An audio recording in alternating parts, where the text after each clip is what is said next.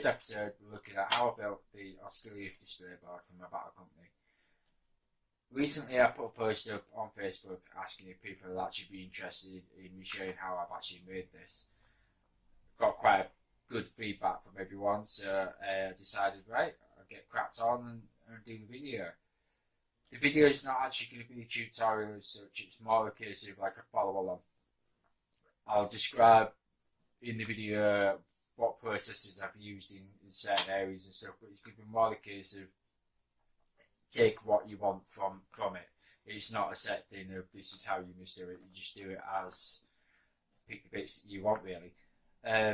So we'll get the rest of the video played and I'll catch you at the end. Right guys, so preparation is paramount, and basically what we're doing here is marking out for all the individual bricks that we're going to have to make for the actual project. I can't remember the exact measurements. I think it was 1/4 inch by 1.5 inch bricks, but do them to whatever scale you're doing at. In the next stage, what we're doing is, once we marked them out, is we're ripping down all the strips for the bricks on the hot wire cutter. You don't need to use a hot wire cutter for this. You can use a good hobbycraft knife and metal ruler. Just make sure you protect your fingers, keep fingers away from the blade. In the next stage here, we're actually splitting off the individual bricks themselves. Nice quick process if you've got a decent enough hot wire cutter. I mean, you can buy these. I mean, the one I'm using in here is only cheap. And with this bit, as you can see, the bricks are all obviously very square edged, like almost like a brand new brick really. What we need to do is actually round them off to give them a bit more damage. So we've got a tub here with some thick stones in, some small stones, and just pan it in there, give it a good shake, and keep shaking it until you round the edges off and they look a bit more damaged and whatnot. With this stage, what I've done here is I've already glued the foam down itself, so onto the display board that I wanted to do. Applying some glue and then just stick all the bricks down and whatever. Obviously, as you can see, there's some bigger ones and bigger flagstones and stuff. So yeah, nice quick process really.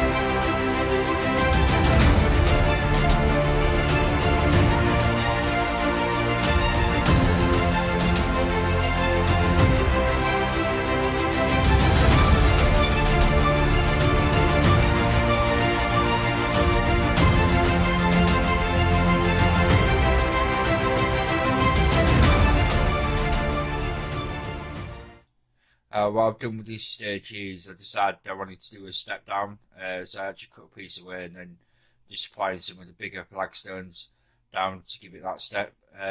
Actually doing it with a two-step process, it makes a big difference. With this piece, what I've done is I actually got some stone cast plaster and laid it out into a thin sheet and then smashed it up into making the rubble. We're now using the basing texture paint wood fields from my range, CDM Gaming Limited, and just apply that straight down. It sets absolutely rock hard. It's a great product, and you don't need to wait for any of the part to dry while you do this. You can still be drying, and yeah, just apply it down. It looks very runny at the moment, but once it actually dries, you see all the texture come through.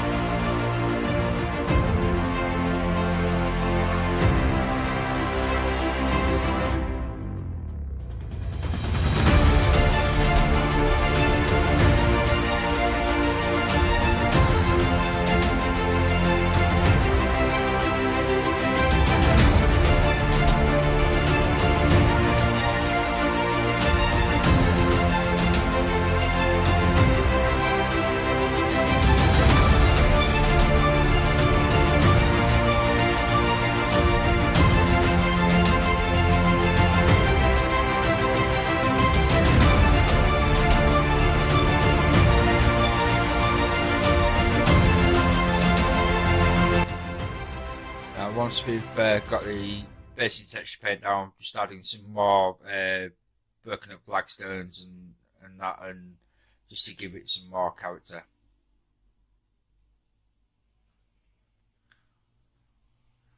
Place is a bit more random so as it feeds out. And now we're doing the black paint and PVA glue mixed together in a mix, just to help seal all that foam and everything in, just make sure everything's nice and protected. Make sure that when you do this stage that you actually cover the entire lot, including the sides of the MDF, because it helps seal all the MDF as well.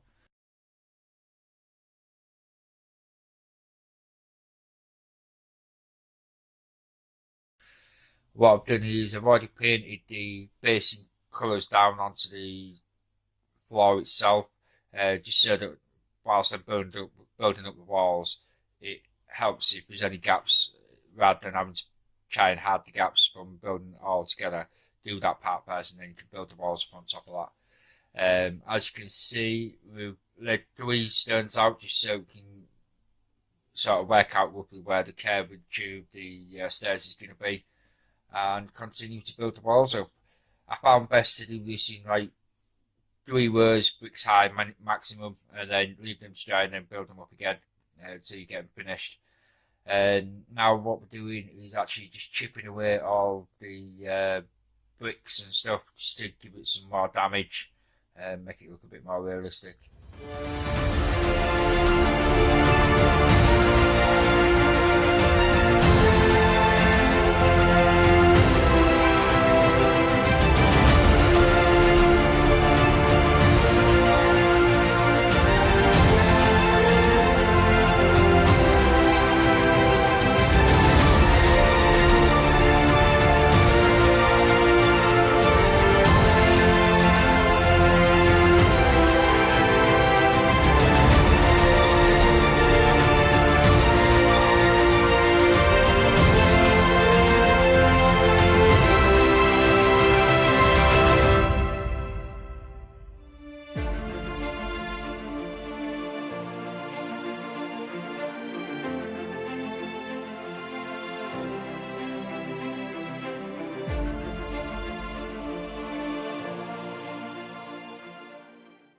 For this next stage, what we're doing is we're going to use some basing scatter, stone gravel from my range from CDM Gaming, and just basically put some neat PVA glue down and drop the stone straight in place.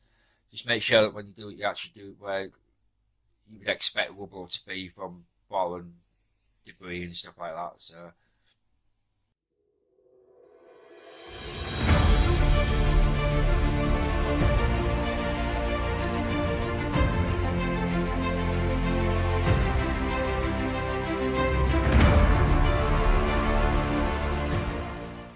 Once you've done that, coat it all in black paint and PVA, and then whilst that's still wet, we use our coarse sand that we sell and place that straight in on top of the wet mix, wet black paint and PVA glue, and then we go on to the fine slate, and place that on while it's still wet as well. There will be some areas that we maybe decide to put in some more black paint just to help give it some adhesion.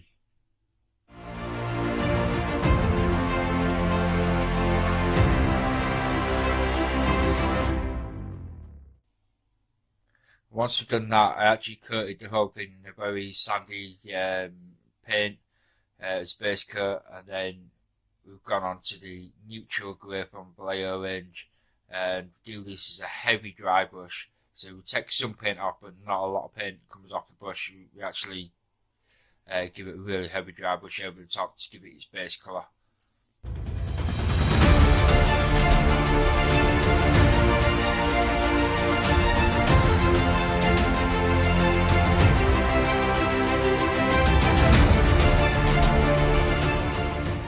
The next paint we use is the Vallejo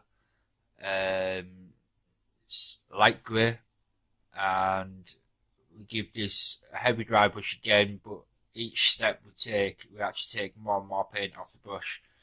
So obviously as the highlight goes on, there's less and less coming off the actual brush onto the two-end piece. And the next one we use is Sky Grey by Vallejo.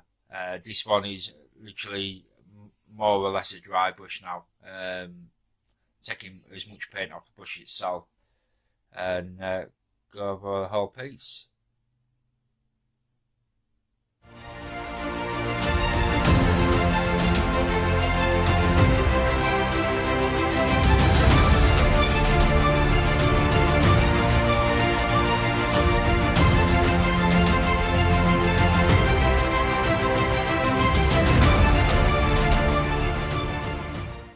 Right, the final step for the dry brushing is Stern Grey. Just add some warmth back into the actual terrain, because it can look very cold, and Stern isn't like that.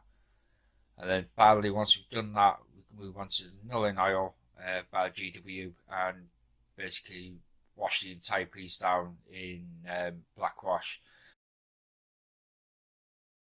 And then we move on to the Agro XS shade, and basically use this to create some dirt and drips and stuff like that, streaks. And then finally, final step is Vallejo White, and do this as a final highlight and taking off as much paint as possible, so it's a complete dry brush, and dry brush the entire piece.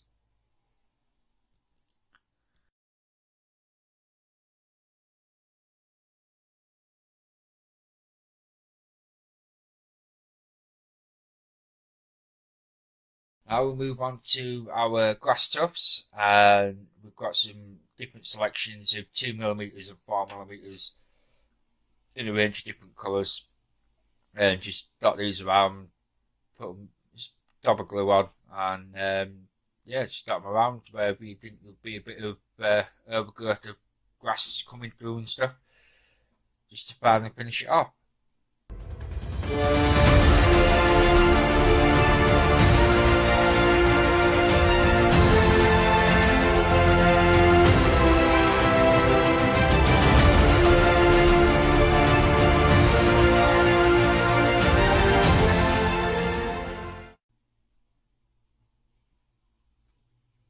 Right, I'll leave you here, guys, and I'll catch you at the end.